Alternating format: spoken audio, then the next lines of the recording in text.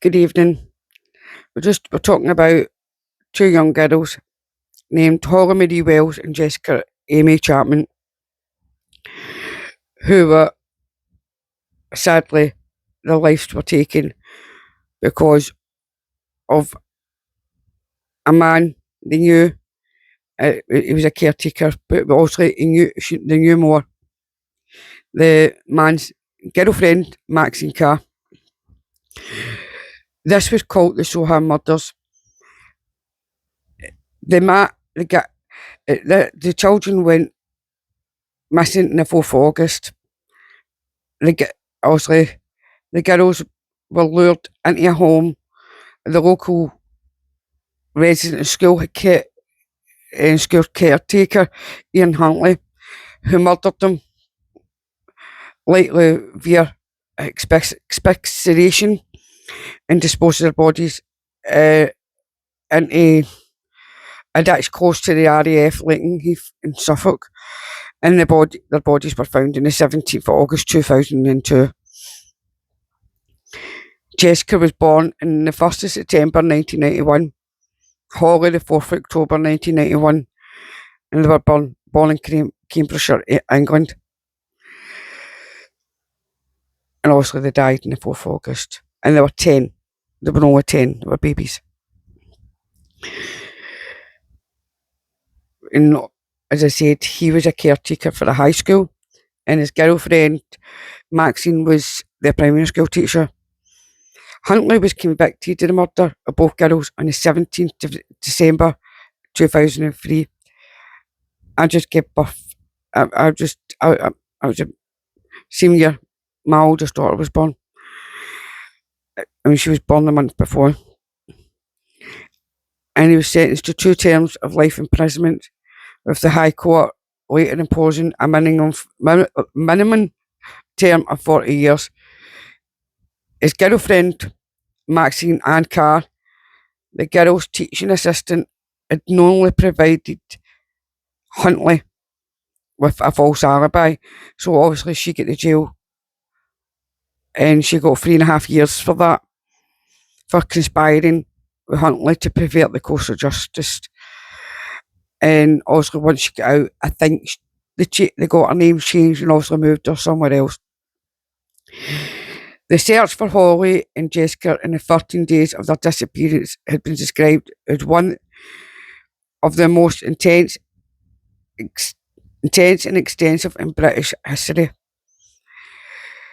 The 11:45 on Sunday, the 4th of August, obviously Jessica left her home in Brook Street and went to a barbecue at Holly's in Red House Gardens.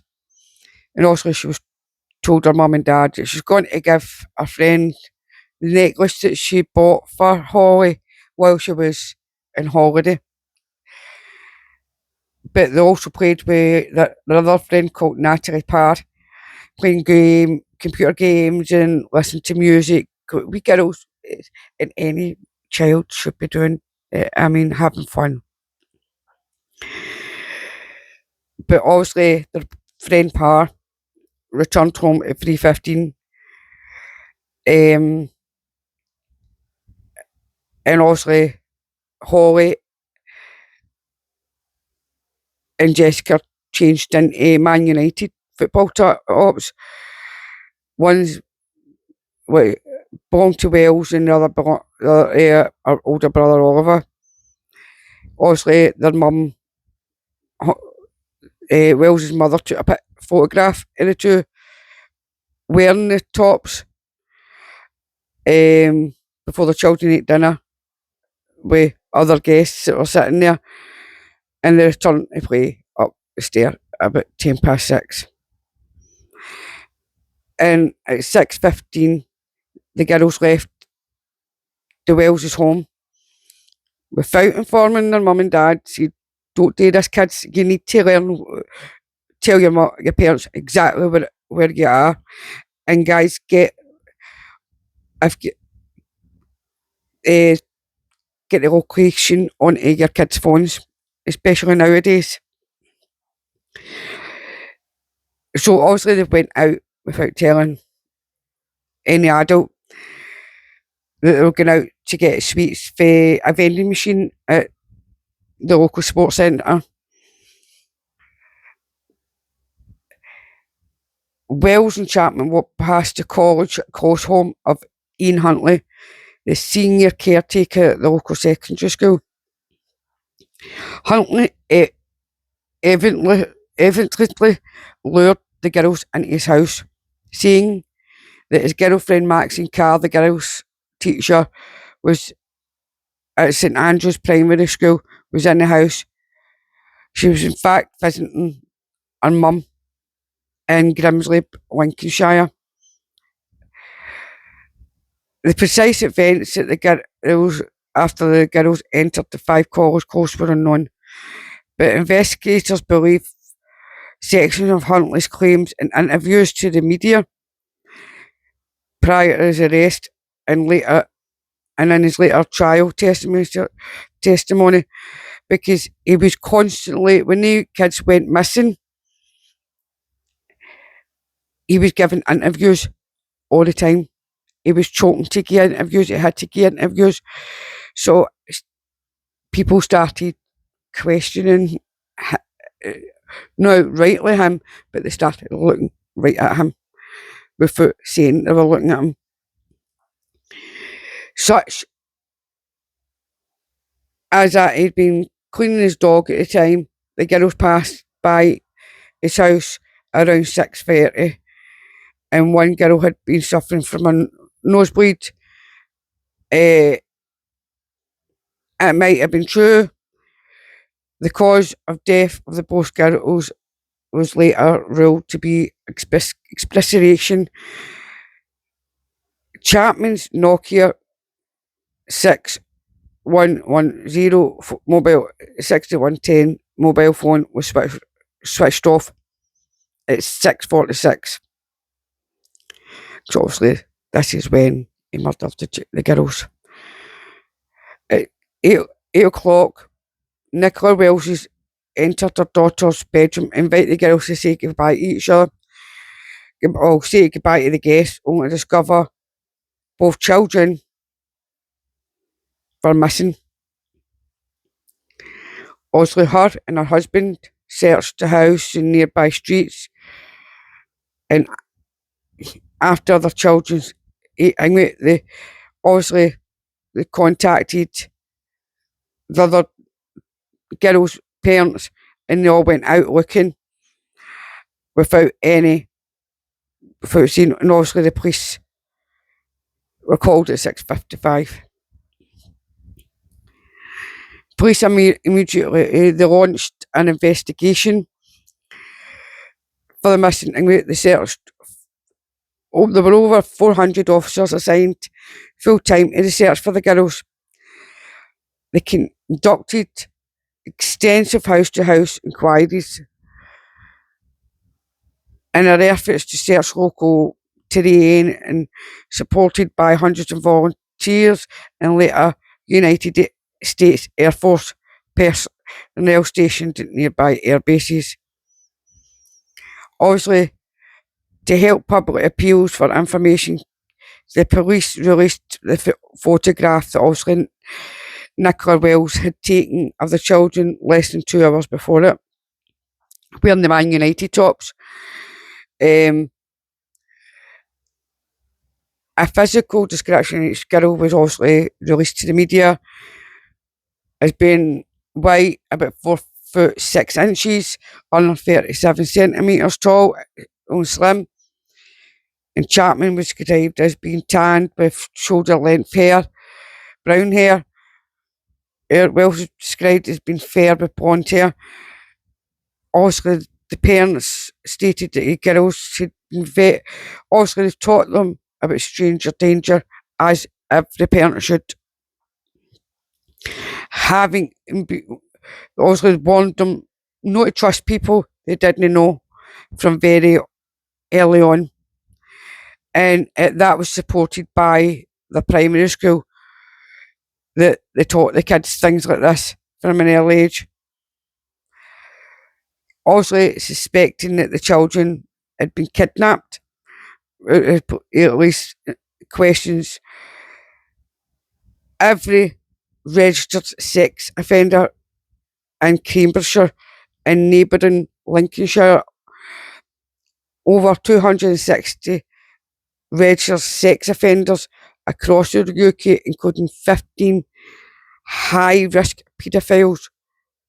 They were all questioned and all eliminated from the investigation. Police also investigated the possibility the girls had arranged to meet somebody via the internet, but that was ruled out as well. On the 8th of August, they got the CCTV footage of the girls recorded minutes before their disappearance. It was released to public. The footage showed them arriving at the local sports centre at 6:28. Now remember that because Huntley said he seen them pass at 6:30. So one mistake he made. A televised construction of the children's last known movements were broadcast nationally on the 10th of August. And also the both set of parents had an interview with Colin Baker on ITV's current affairs programme called Tonight, which was also broadcast on the 12th of August. Other friends and family of the girls, they appealed via media for their safe return of the children. These appeals for information were the whereabouts of the girls produced over 2,000 phone calls and tips for the public, which all information was obtained and entered into the Investigation Homes 2 database. And the community held a candlelit vigil on the 7th of August. Also, shortly after the children disappeared, the police contacted the investigating officer to report that their suspicions that the girls could have been abducted by, obviously, it was Staffordshire Police, the same man responsible for an abduction in their area in which a 6-year-old girl survived an assault by an abductor who was still at large, whose green Ford Mondeo had number plates which had earlier been stolen in Peterborough.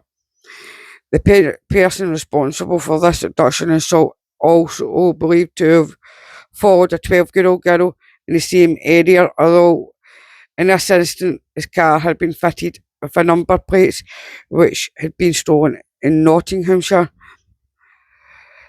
And obviously the same vehicle had recently been sighted in Glatton Green, Cambridgeshire, and that information included a televised appeal about the children's disappearance on BBC's Crime Watch.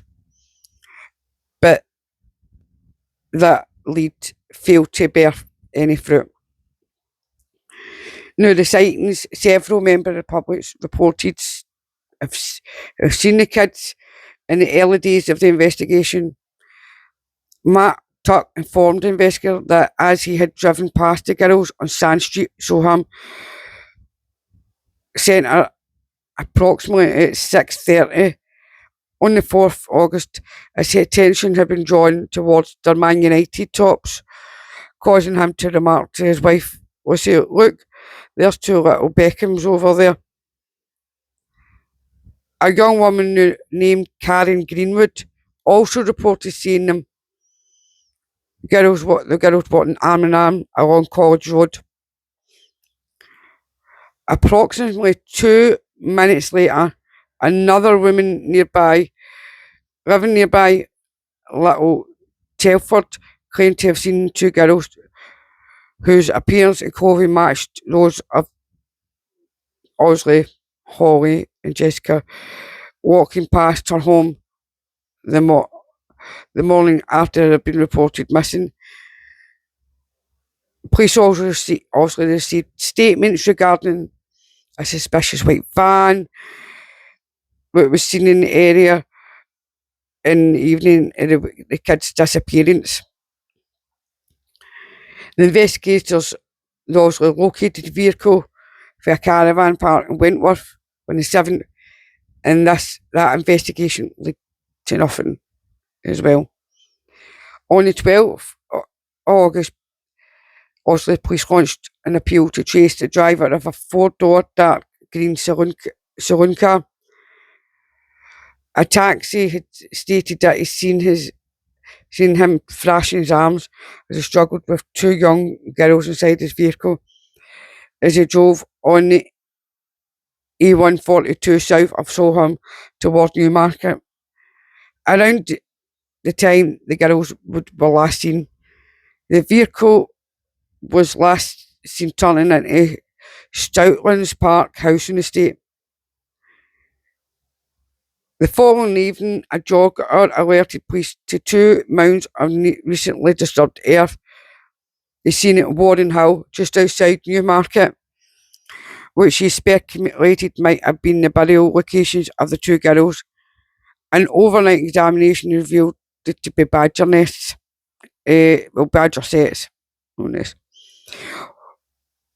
Another person who claimed to have spoken with the girls immediately before their disappearance was 28-year-old Huntley, who informed investigators on the 5th of August he had had a brief conversation with both girls on his doorsteps the previous afternoon.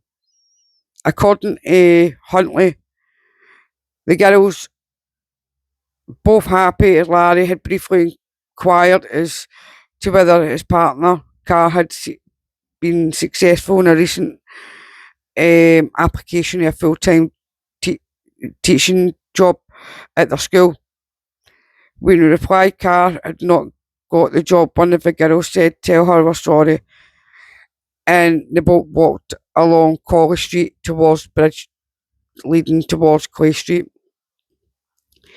Police were very suspicious of Huntley's account. A single police officer searched his house on the 5th of August. No incriminating evidence was discovered, but the officer noticed items of clothing on the washing line despite the fact it had been raining, in reference to the evident existing cleaning of the house interior. Huntley said, "Excuse the dining room, we had a flood." The officer was unconvinced by Huntley's claims and suspicious of his agitated demeanour, and Huntley remained a strong suspect. On the 6th of August, Huntley drove from Soham to Grimsley to pick up Carr. Shortly before the two returned to College Close, a neighbour of Carr's mother named Marion Cliff saw the couple standing at the rear of the vehicle with the boot open. According to Cliff, a pale, shaking Huntley gazed into the boot for several moments while Carr stood alongside him, her head bowed, weeping.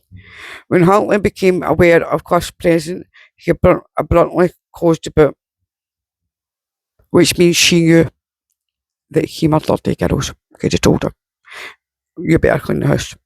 I mean, he said, they don't know the girls. I stood in front of my doorstep, grooming my dog down. She'd run away and come back a bit of a mess. They just came across and asked how Maxine was. I just said she weren't very good as she hadn't got the job, and they just says, "Please tell her that we were sorry," and off they walked in the direction of the library over there. Ian Huntley was interviewed by Sky News correspondent Jeremy Thompson on the 15th of August 2002. The discoveries about 12:30 on the 17th of August. A 40-year-old gamekeeper named Keith Pryor discovered the bodies of both girls lying side by side in a 5 foot, 1.5 metres deep integration ditch close to a pheasant pen near the perimeter fence of r.i.p. Lakenheath in Suffolk, more than 10 miles, 16 kilometres east of Soham. Pryor noticed, when he later described as unusual and unpleasant smell in the area several days earlier. We returned to the area with two friends, and the 17th decided to investigate its cause, walking through an overgrown verge about 600 yards, 550 metres from a partially tarmated road. Pryor and one of his companions, Adrian Lawrence, discovered the children's bodies. Lawrence turned to his girlfriend Henry Sawyer and shouted, "Don't come any closer." He said, "Helen, get back in the van." Lawrence immediately reported the discovery to the police. The girls had been missing for 13 days when their bodies were found, and their charred corpses were in advanced state of decomposition. No clear footprints were discovered at the scene, because obviously it might have been raining and it would have washed away things like that. And especially the time they end up finding the children. Investigators rapidly deducted who the two victims most likely were, and that they'd not died where their bodies had been discovered. Numerous hairs were determined to belong to Chapman were discovered on a tree branch close to the location of the girls.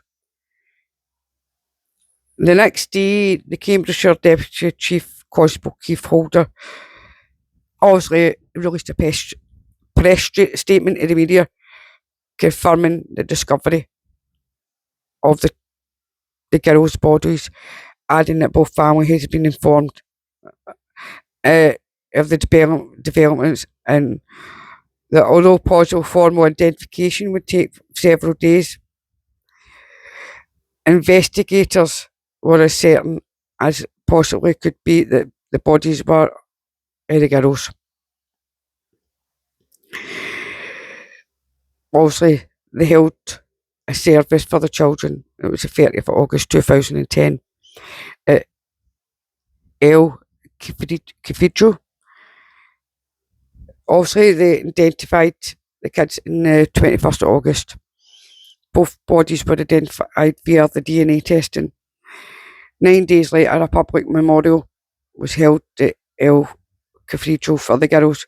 About 2,000 people attending, including their classmates, their teachers, and 6 family liaison officers who provided 24-hour support for both families. The Reverend Tim, my juices anyway, I'm really thirsty. I don't want to be drinking that on the screen, and if you don't mind, I would if I could. The Reverend, Tim Alban Jones, officiated at the service, saying, would not the best and most lasting memorial to those two lovely young girls, to be a change for the better in how we behave towards each other. Today's service is a small milestone in our shared journey of grief and sorrow. It is our hope that we may perhaps draw a line under one phase of our grieving and begin to look forward. An online book of condolence attracted more than 31,000 messages of grief and sympathy, and on the 24th of August, football clubs across Britain held a minute's silence before the games. I remember that.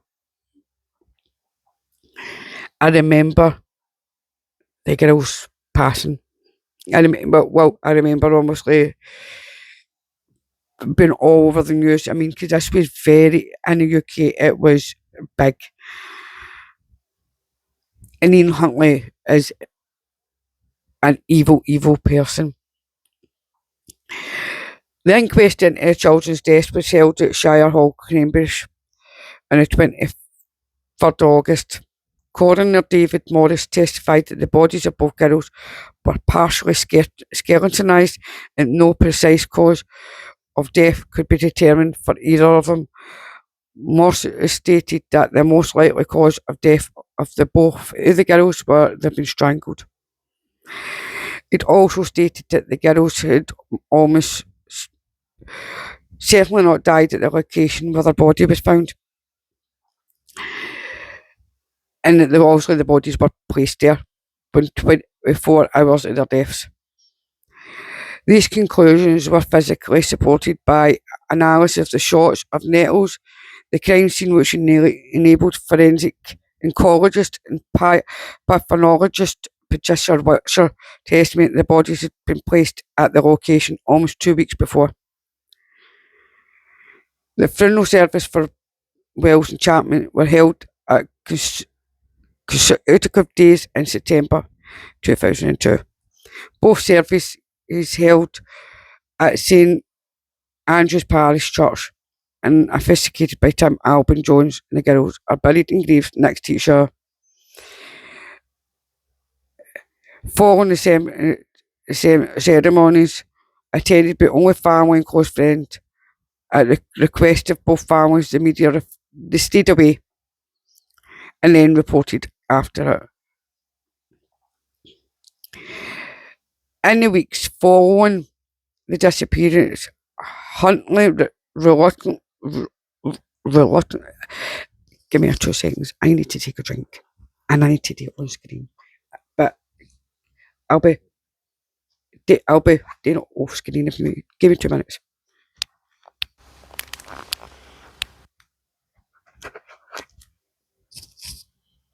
Wee minute, guys. Talking on screen is very first of all.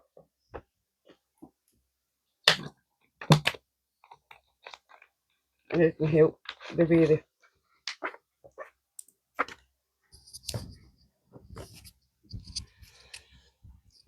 Well, after in the week's investigation, sorry, I just didn't want to drink. That's why I kind of came off the camera. I think it's disrespect. It would be disrespectful towards yourselves. Huntley also reluctantly granted several television interviews to media outlets such as Sky News, BBC News, BBC Look East. Also speaking of the general shock in the local community and his dismay at being the last person to see the children alive. By the second week of the children's disappearance, Huntley became an unofficial spokesman for the community. He made himself that. Now this is what narcissistic people do, and people have murdered, because obviously it seemingly, according to obviously police now with murderers that do things, they always come back to the scene and they always want their 2 bit and the things. His explanation for this was that he wanted to convey to the media of the frustration and despair the community was feeling. In one interview with Sky News, Jeremy Thompson, during the second week of the search, he claimed to be holding on to a glimmer of hope that his children would be found safe and well, and that he had last seen the girls walking in the direction of a local library. His girlfriend was also interviewed by the press during the second week of the search for the children. In this live interview, Carr, I can't pronounce that name, she stuck up for Huntley, claims to converse with the children in their doorstep as she had been bathing before both girls had walked away from their doorstep, adding, I only wish we'd asked them where they were going. If only we knew then that we'd know now, then we could have stopped him or done something about it. But she wasn't there. She was with her mum. Another mistake.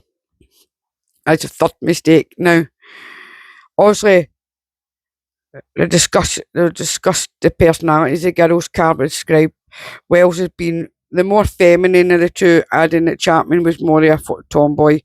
And on one occasion, she jokingly remarked to Chapman how, unlike many of her friends, she seldom wore a skirt. This question, Carr stated that the child expressed her desire to be a bridesmaid in her own future wedding.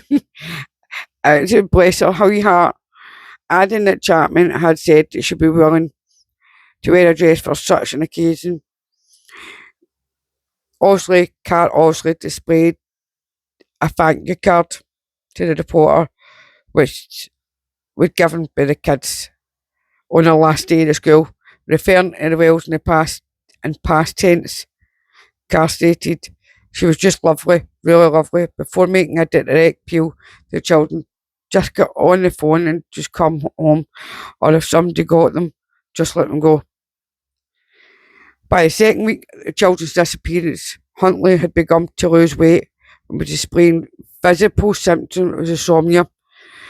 To one police officer, he said, "You'd think I've done it. I was the last person to see him before we began to weep." So his behaviour was starting to show. It was starting to erratic behaviour and distress led to me being prescribed antidepressants on the 13th.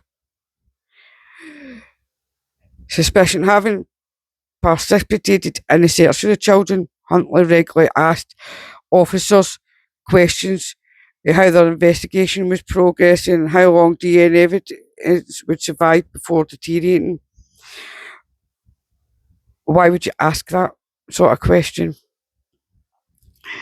And obviously, the officer observed these vertical scratches, 3 of them, I think it was on his neck, I think, if I remember right, on his left jaw. So it was about here. Measuring approximately 3 centimetres, 1.2 inches, which he claimed had been recently infected by his dog. On the 16th August, 12 days after the other children's disappearance, Huntley and Carr were first questioned by the police.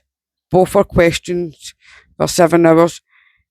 Each gave witness statements before being placed in a safe house in the village of Heiston. By this date, police has received information from several Grimsby residents who had recognised Huntley in the television interviews he had given and recalled that he'd been accused of rape several years earlier. Others said that, contrary to her televised claims, Carr had been socialising in Grimsby Town Centre on the night of the girl's disappearance and was not at home in Soham, as she claimed to the media. The police conducted a thorough search of their house under the grounds where Huntley worked as a senior caretaker, as the couple remained under police watch at separate locations. Soham, outside Soham, each room of Huntley's home had evidently been recently and meticulously cleaned with what was later described as being lemony cleaning fluid, and it was thoroughly cleaned because he made her scrub that full house top to bottom. But the search of the home revealed many items of major importance to the investigation. The evidence and artefacts were not made public to the Crown, but the items recovered from the school grounds included items of clothing the girls had been wearing when last seen.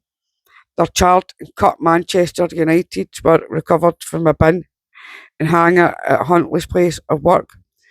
Fibres recovered from these garments were a precise match to samples retrieved from Huntley's body and clothing, as well as at his home.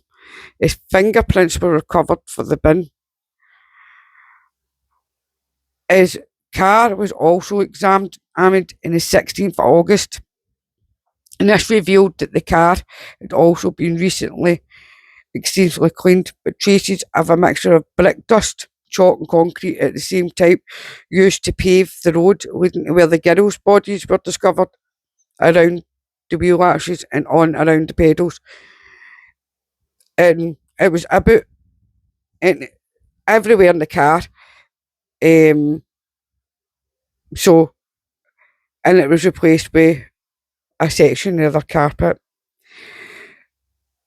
Obviously, then, having discovered the children's clothing at Soham Village College, they arrested Huntley and Carr on suspicion of abduction and a murder at 4:30 in the morning on the 17th.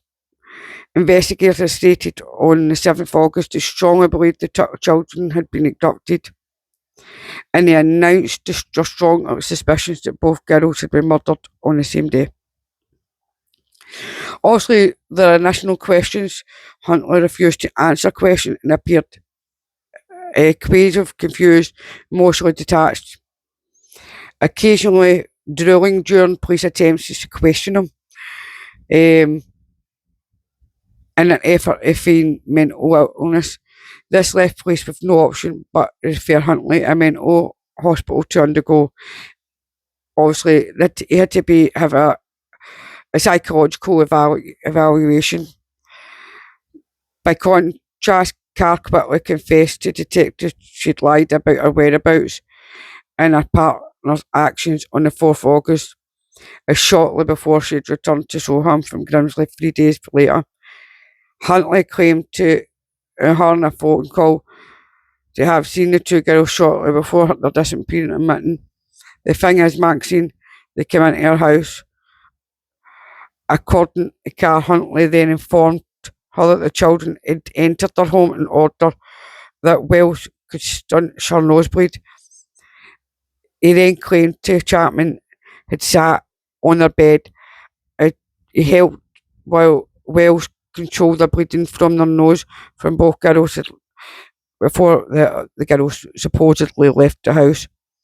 For referencing one of the 1998 rapes he had committed, but earlier claimed to have been falsely accused of this in the call. Huntley then began voices concerns as to again being falsely accused to the involvement on this occasion, also claimed his previous arrest had caused him to suffer a nervous breakdown. Boo-hoo. You'd rape somebody and then murder some two innocent you hurt children, and it should never see the light of day. She therefore later agreed to concoct a false story and support his version of events. After being informed of the discovery of the children's bodies and evidence of Huntley's guilt, including his fingerprints being recovered, the bin where the children's clothes had been found, Carr burst into tears shouting, "No, he can't have been. It can't have been. He hasn't done it." Despite these revelations, Carr initially remained emotionally attached to Huntley and professed her belief in this innocent of both police and obviously her family. By the 20th of August, investigators established significant physical evidence for Huntley's home, vehicle, and the college where he worked to charge him with 2 counts of murder. He was charged with these offences while detained for observation at Rampton Secure Hospital. At Nottinghamshire, and all preliminary hearings against him were postponed until the conclusion of his mental health, because when you're going up in front, you've got to make sure you're fit for trial. Obviously, Maxine Carr was charged with attempt to pervert the court of justice on this date. She was further charged with 2 counts of assisting an offender on the 17th in 2003. While on remand at Holloway Prison, Carr regularly inquired as to Huntley's welfare and wrote several letters in which she professed her continued love for him. Carr only set ever contact with Huntley in December 2002. The pre-trial assessment determines Huntley's state of mental health. He was detained under Section 48 of Mental Health Act for almost 2 months at Rampton Secure Hospital. His mental health state was assessed by Christopher Clark, a consultant forensic psychiatrist, determined if he suffered from any mental health and whether he was competent to stand trial. Clark concluded in October that although psychopathic, Huntley did not suffer from any mental health or psychotic illness. So on 1st October, Huntley was deemed mentally competent and for trial. Although Huntley made clear attempts to appear insane, I've no doubt the man currently and at the time of the murders was both physically and mentally sound, and therefore, if he is found guilty, carried out of the murders totally aware of his actions.